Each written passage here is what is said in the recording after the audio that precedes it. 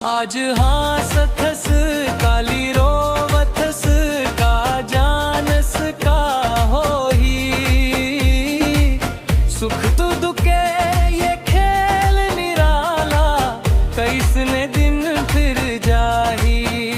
दुख पीरा लगा कर बतावे, सब झन छोड़ जाही।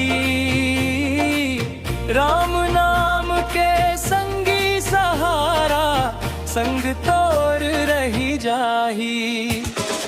तेकर का भरोसा चोला माटी के, राम राम नाम जप ले संगी, जीवन सफल हो जाही। राम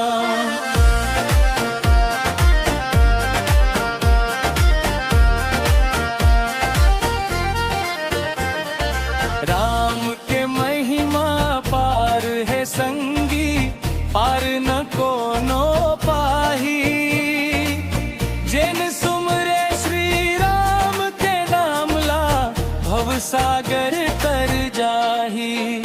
सीताराम के जयकारा लगावो, मन मंदिर में है काही। रामायण के चौपाई गावो, भक्ति रस बरसाही। रामायण मन में लगा ले संगी, भजन में मन रमा ले। माया मोह के बंधन छोड़ के, राम चरण अपना ले। लक्ष्मण भरत शत्रुघ्न संगे, भक्ति के दीप जलाही। हनुमान के नाम सुमिरन कर, संकट सब मिट जाही। जय श्री राम के नारा लगावो, गाँव गाँव गूंजाही।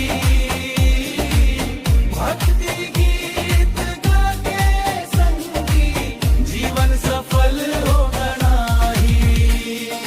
गंगा यमुना सरस्वती मैया, आशीष बरसाही।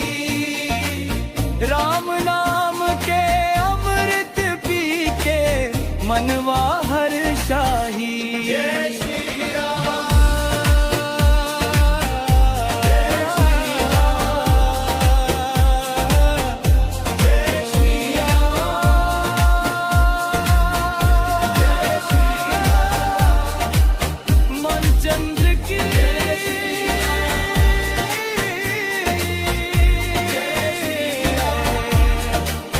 पवन सुत हनुमान की जय। भक्तन के रखवैया राम, सदा सदा जय हो जय।